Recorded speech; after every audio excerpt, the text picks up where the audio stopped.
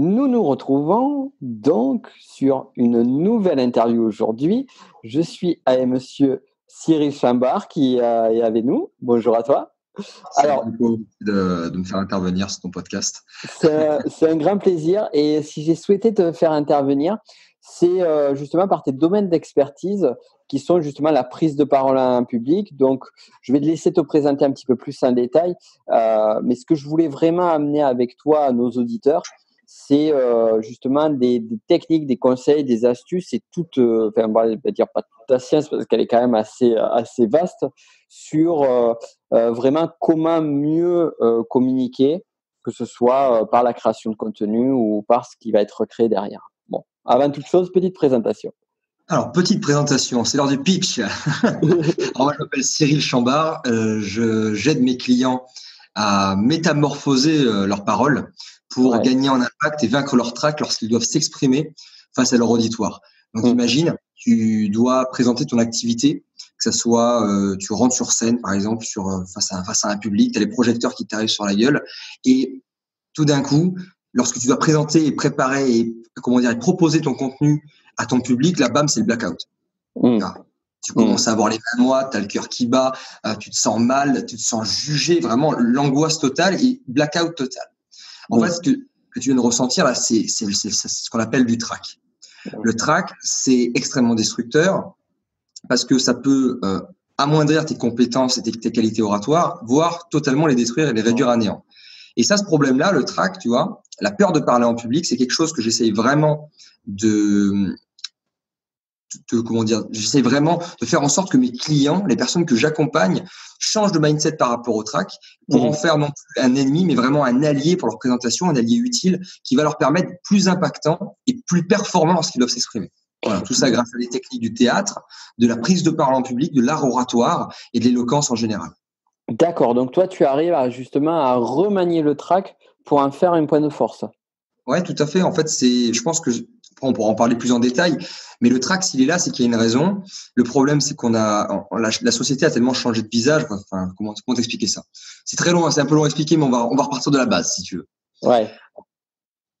Le trac, à la base, c'est une peur, ok? Tu ressens de la peur. La peur, c'est quoi? En fait, la peur, si tu imagines, tu as un ours qui t'arrive face à toi, tu vas voir les poils qui se hérissent, les pupilles qui s'écarquillent, tu vas voir ton rythme respiratoire qui va s'accélérer extrêmement vite, ton rythme cardiaque pareil. Pourquoi? Pour te mettre en défense, tu vois. Soit en attaque, soit en défense. C'est ce qu'on appelle dans la théorie darwiniste le fight-flight. C'est-à-dire le théorème combat-fuite. Et ce phénomène physique, physiologique et mental, on ressent exactement le même phénomène lorsqu'on doit prendre la parole en public. Parce que notre cerveau, en fait, a évolué très peu vite, beaucoup moins vite que la société. Et il associe la prise de parole en public, le public notamment, lorsque tu dois t'exprimer face à un auditoire, comme étant un danger. En fait, c'est comme si tu avais un ours en face de toi. Et le problème, c'est que il associe ça à quelque chose de dangereux alors que pas du tout. Et ce qui est intéressant à voir, c'est que, comme je t'ai dit, tu te mets dans un mode qui s'appelle le combat ou la fuite. C'est-à-dire un état d'action.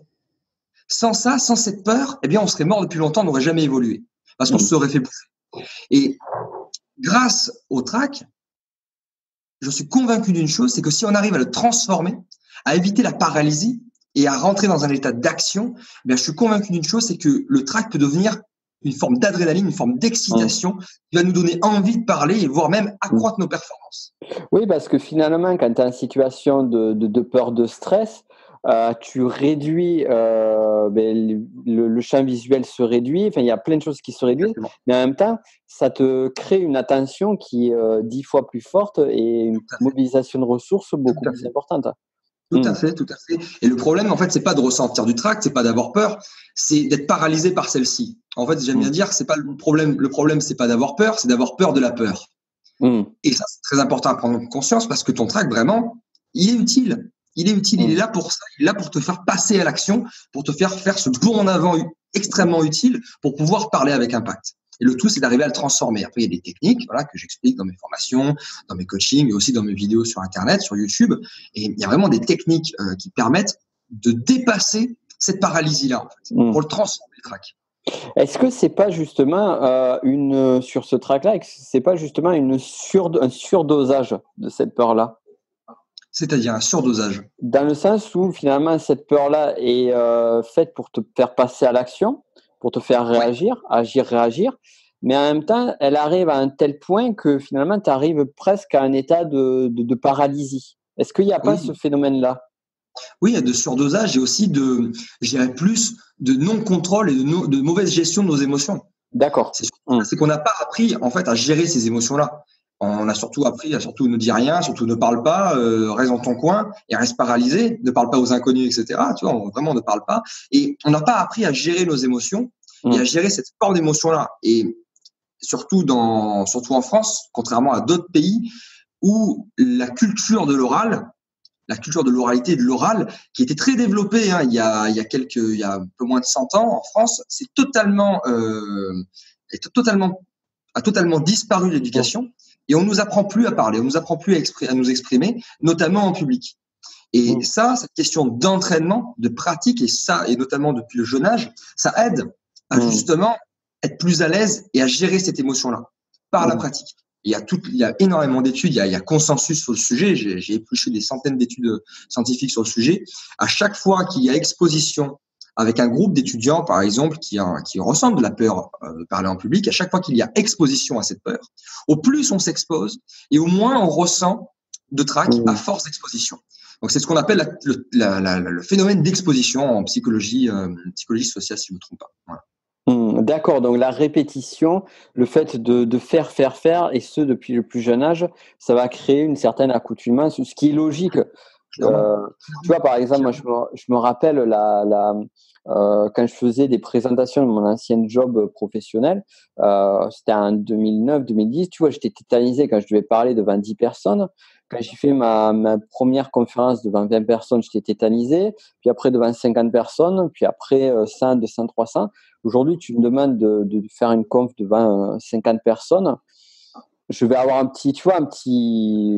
une énergie, une petite tension avant de passer sur scène, mais ça va pas me faire flipper, quoi. Alors qu'avant, ça me faisait flipper, mais à mort, quoi. Tout à fait, je me retrouve totalement dans ce que tu dis, parce que moi, j'ai cherché vraiment à incarner ce slogan que je scande à chacune des femmes et vidéos, c'est « on ne naît pas speaker, on le devient ». Et moi, sur YouTube, j'étais pas expert au début, j'étais nul, vraiment nul. Si tu regardes mes premiers discours, mais c'est une honte, c'est Malaise TV, tu te dis, mais le mec qui te donne des conseils sur la prise de parole, il a pas osé, quoi. et je voulais vraiment me mettre dans une posture d'humilité et dire que voilà, tout le monde le dit qu'on le développe, et moi, je veux le prouver. Et j'ai vraiment cherché à montrer que la prise de parole en public, c'est pas un don, mais c'est vraiment une compétence qu'on peut tous développer à force d'entraînement et à force de répétition. Et ça, il y a des toutes dernières recherches en neurosciences qui montrent que, par exemple, ça a été étudié au niveau des sportifs, notamment les danseurs classiques et les chauffeurs de taxi. Et c'est exactement la même chose avec n'importe quelle autre pratique. Mais ils ont montré que les danseurs, ou notamment, voilà, c'est ça, les musiciens, à force de répétition, ils développaient des autoroutes neuronales extrêmement développées dans les zones qui s'activent lorsque l'on écoute et pratique la musique. Donc, ça veut dire que plus tu vas pratiquer, au plus tu vas intensifier ta pratique, avec certaines règles, bien évidemment, dans la durée avec intensité, et au plus tu vas devenir à l'aise et au plus ça va devenir une habitude et facile pour toi. On parle souvent de le temps de maîtrise pour arriver à la maîtrise totale d'un art, c'est 10 000 heures, tu vois. Mais c'est pas des conneries, c'est pas totalement des conneries en fait, c'est vraiment la répétition et la pratique et l'intensité de la pratique qui va faire qu'on va vraiment développer sur le plan neuronal des connexions, voire même des autoroutes neuronales spécifiques à cette pratique. Donc vraiment, c'est pas un don, la prise de parole, c'est une compétence. Tous les grands orateurs ont été quasiment pour la grande majorité nuls, ou si même ils étaient bons parce qu'ils avaient une affinité et un don pour le sujet, ils ont tous et toutes des choses à travailler et à développer. Donc vraiment, on peut tous la développer, cette compétence. Je parle vraiment de compétence, on peut tous développer ça et devenir au moins plus impactant et plus à l'aise lorsqu'on doit s'exprimer face à un auditoire. C'est très très pertinent ce que tu dis. Et c'est vrai que cette notion des fameux 10 000 heures, alors je ne sais plus d'où ça vient, on devient expert au bout de 7 ans ou 10 000 heures de quelque chose. Mais là, j'en revenais, je me suis remis au skateboard, ce que je parlais il y a un moment donné. Et en fait, ça m'a reconnecté à ça, véritablement. parce que j'ai repris petit à petit des mécanismes. Alors, il a fallu quelques semaines avant que ça revienne, voire un peu plus d'un mois. Et là, aujourd'hui, je me rends compte que ce qui me permet qui me bloque d'un palier à l'autre, c'est l'entraînement et la répétition. Et tu as tout à fait raison. Et tu as tout à fait raison. Et sur ce point-là, c'est que les choses peuvent être très difficiles à un moment donné. Tu vas le faire 10 fois, 20 fois, 100 fois. Et au bout de 10 000 fois, tu vas le faire juste une fois et ça va être juste facile et 10 fois plus facile que les premières fois, quoi. C'est clair.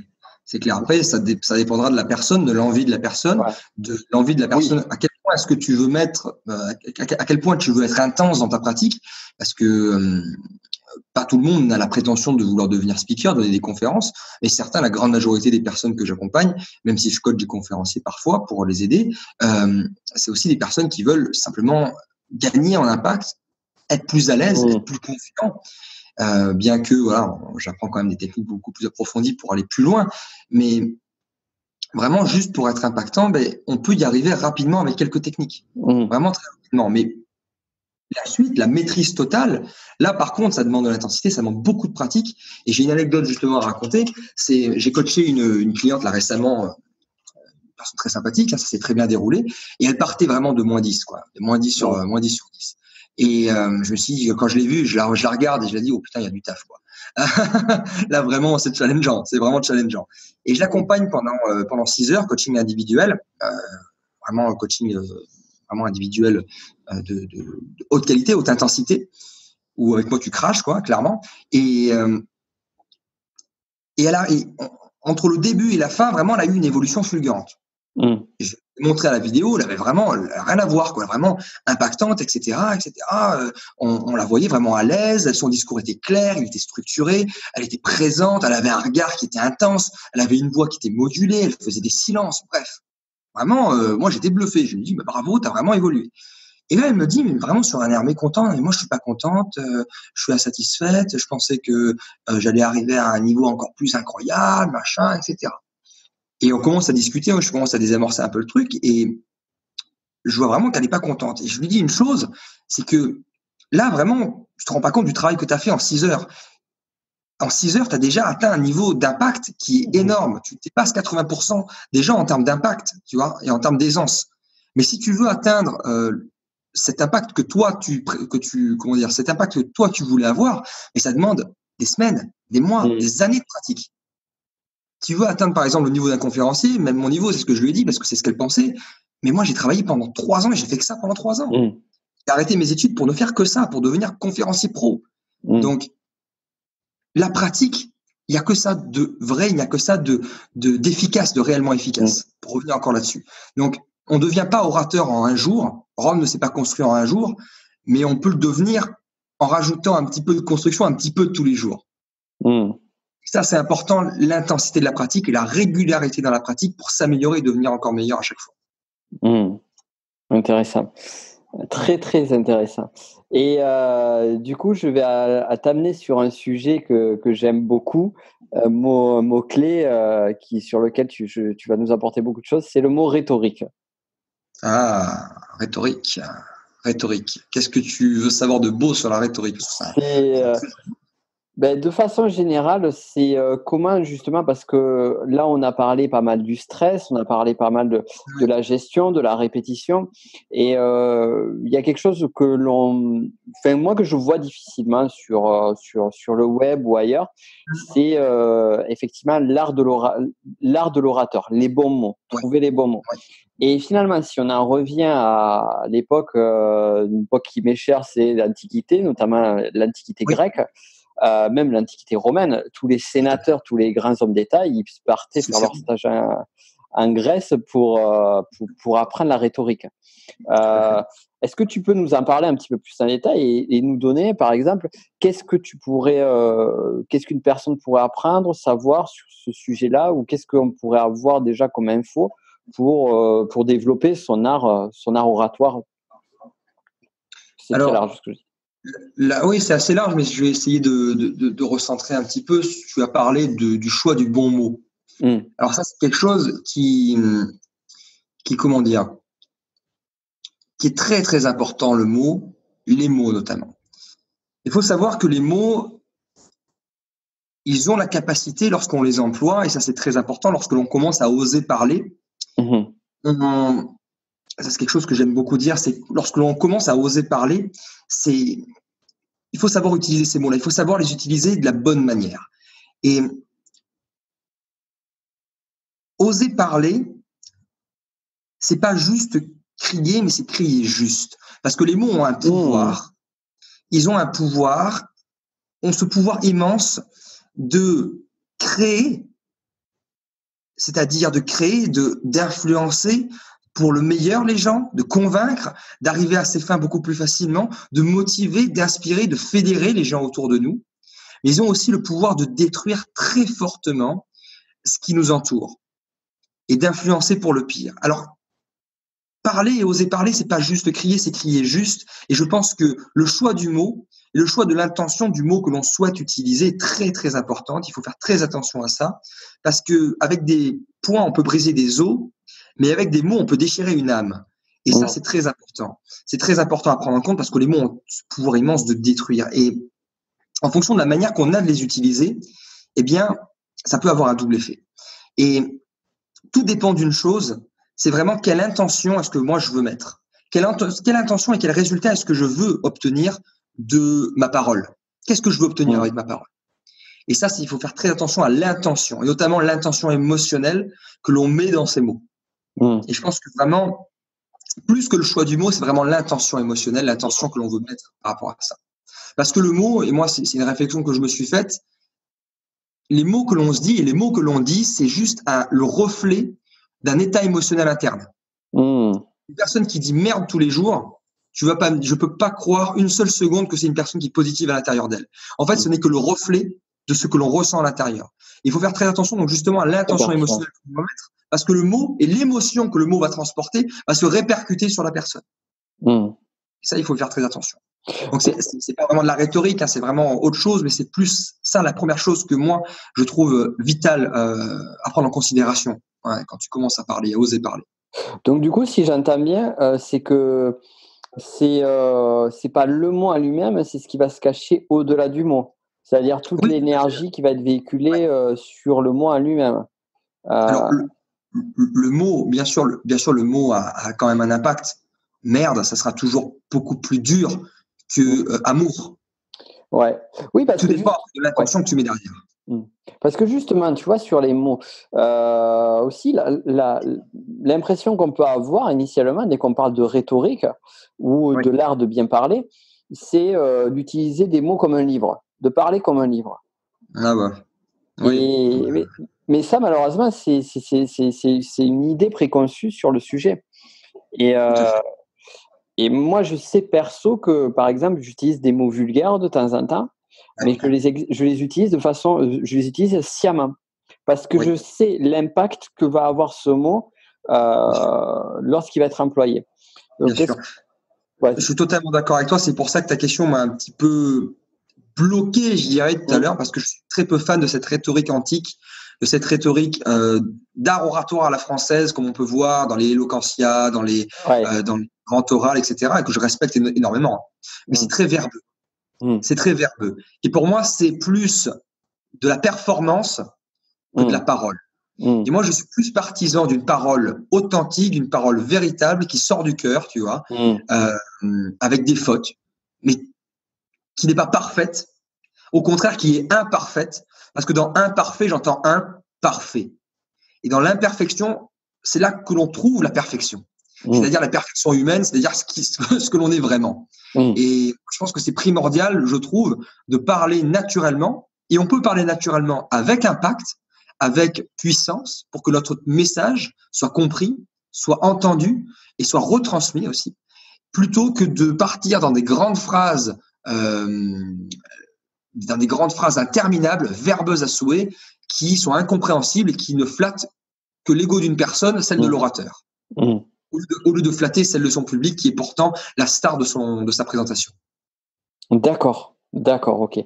Et du coup, c'est sur cette dynamique-là, il y a vraiment deux choses. Donc d'un côté, il est nécessaire d'arriver à revenir sur soi, revenir vraiment sur un mode un vocabulaire qui soit un vocabulaire, des codes oratoires qui sont propres à notre propre personnalité. Donc, en gros, on se reconnecte à notre identité. Mais à côté de ça, il est quand même nécessaire d'améliorer parce que si tu pars avec ce que tu as par défaut, eh bien, c'est cool, mais ça ne sera pas suffisant. Tout à fait, je suis totalement d'accord. Et on peut très clairement élever son niveau de vocabulaire. Je pense par la lecture, je pense par écouter des audios intéressants, arrêter de regarder Les Anges de la télé-réalité et commencer à écouter France Culture. Moi, j'écoute régulièrement des podcasts sur la philosophie, j'écoute très régulièrement des podcasts sur l'économie pour développer à la fois une culture et aussi une réflexion du monde, mais aussi un vocabulaire. Donc, par la lecture et par l'écoute. Et aussi en allant écouter d'autres orateurs. Ça aussi, c'est très intéressant de s'inspirer des autres. Et on les trouve où, ces orateurs? Est-ce que c'est forcément des conférenciers? Non, pas forcément.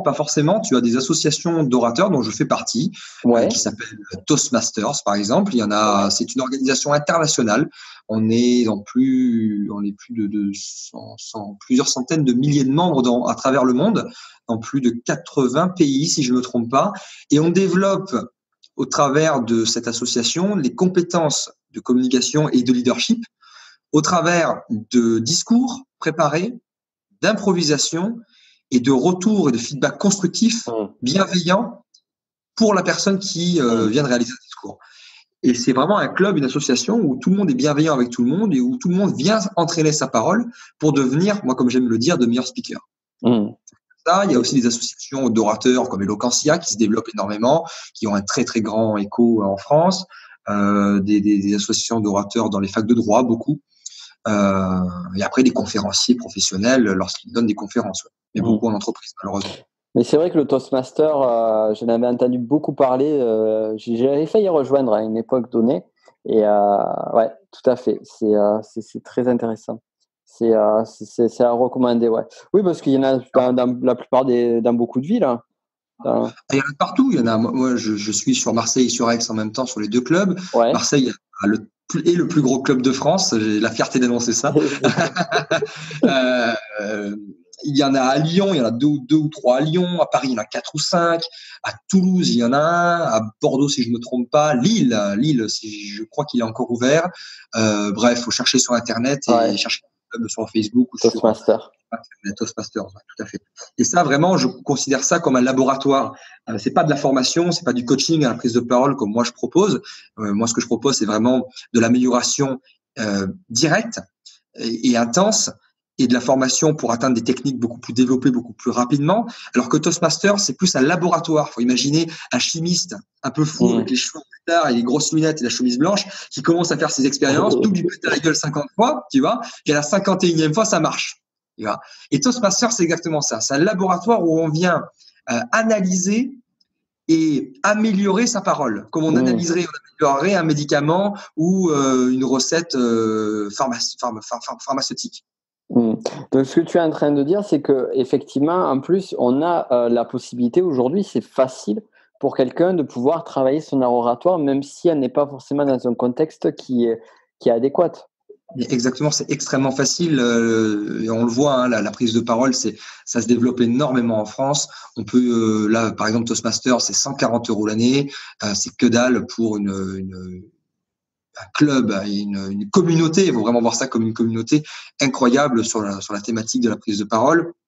Il y a ensuite aussi le Speaker Magazine pour lequel j'ai écrit un article qui va se développer, qui va se lancer, qui est rédigé par Didier Gélanor et toute une équipe, qui est parrainé par Martin Latulippe aussi. Les gens se reconnaîtront dedans. Il fait la première page d'ailleurs du premier magazine. Je vais y arriver, donc c'est vraiment sympa. Et j'ai eu l'honneur de pouvoir écrire un article justement sur le track, un très gros article. Donc voilà, il y a plein de possibilités, que ce soit des audios, ma chaîne YouTube par exemple, et d'autres chaînes YouTube, d'autres confrères et consoeurs, avec du contenu gratuit. Bref, voilà, il y a énormément de moyens de pratiquer l'art oratoire. Il y a même des jeux de société. Et toi, donc, du coup, tu formes pour recadrer, effectivement. Donc, la chaîne YouTube, on retrouvera le lien dans la description, comme d'habitude. Et donc, toi, tu fais de la formation, tu fais également, tu accompagnes des personnes, donc tu fais du coaching sur l'art oratoire, sur l'art de la présentation. Tu fais Tout à que sur de la présentation en public, c'est-à-dire une personne qui veut parler en public, ou est-ce que, par exemple, tu vas pratiquer sur des personnes qui veulent être plus à l'aise à la caméra? Parce que là aussi, finalement, il y a une forme de difficulté de track nécessaire. Tout à fait. Tout à fait.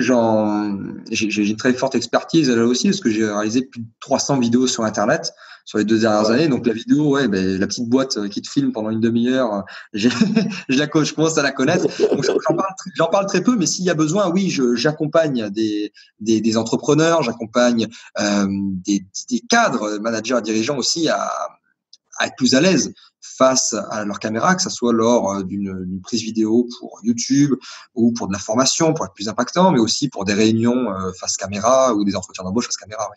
Tout à fait. Tout à fait. Les techniques. C'est un petit focus parce qu'il n'y a pas. Enfin, c'est un petit focus la caméra, mais où je rajoute évidemment des techniques de prise de parole par-dessus pour être plus à l'aise. Super, super. Pour finir, j'aimerais te poser une dernière question que je pose à tous mes invités. Et là, on va revenir plus sur ton parcours perso. J'aimerais que tu partages avec nous l'une des situations les plus difficiles que tu as pu vivre et qu'est-ce que tu en as tiré de bon de cette situation-là? Ok. Dans la prise de parole en public ou qu'importe? Qu'importe, mais quelque chose qui sera dedans et un lien avec ce que l'on a vu jusqu'à présent. Tu vois, pire galère, le truc vraiment où c'était super chaud et t'en ressors, ça peut être même une anecdote ou autre. Ouais. Alors, c'est une histoire que j'aime, qui est un petit peu dure à raconter, que je raconte désormais dans mon discours de concours en ce moment. Moi, j'ai été un petit garçon qui a été élevé en pensant que montrer ses émotions, c'est quelque chose de tabou. Vraiment, à cause de ça, j'arrivais pas à gérer mes émotions, j'arrivais pas à les comprendre, et vu que j'arrivais pas à m'exprimer de la bonne manière, j'arrivais pas à connecter avec les gens, tu vois. Parce que les émotions, c'est ce qui fait qu'on connecte avec autrui. Donc, par conséquent, j'ai été très longtemps rejeté, j'ai été humilié, violenté, etc. quand j'étais plus jeune. Et j'ai toujours pensé, voilà, et pour moi, parler, ça a toujours été extrêmement compliqué. Notamment parler de ce qui importait le plus, c'est-à-dire de ce que j'avais à l'intérieur de moi, mes émotions.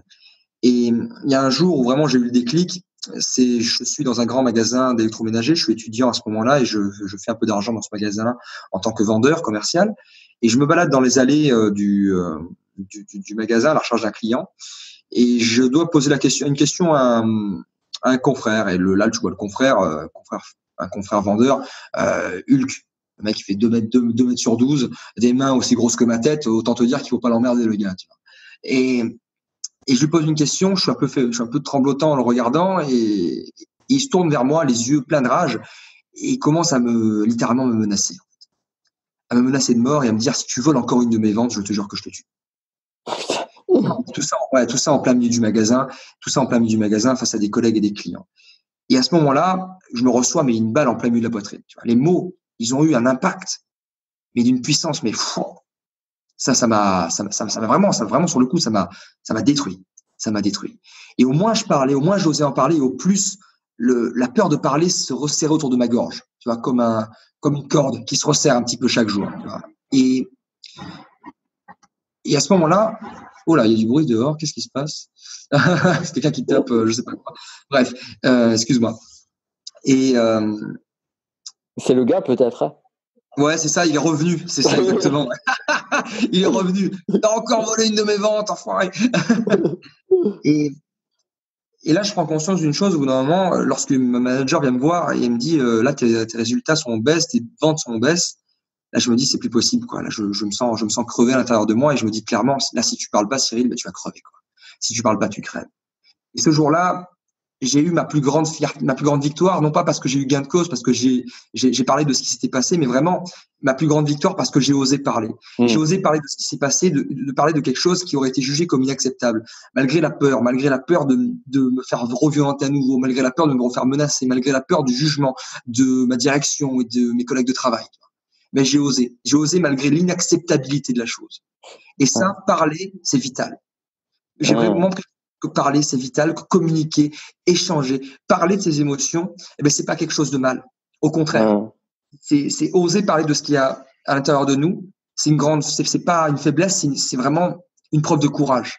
Parce que parler de ce que l'on essaie toujours de cacher, c'est vraiment l'un des actes les plus courageux qui mériterait limite d'être applaudi par n'importe qui. Montrer ses émotions, c'est pas une faiblesse. Et aujourd'hui, je mets vraiment un point d'orgue sur ce sujet-là, à oser parler de ce qui me fait peur, à oser parler de ce qui me touche.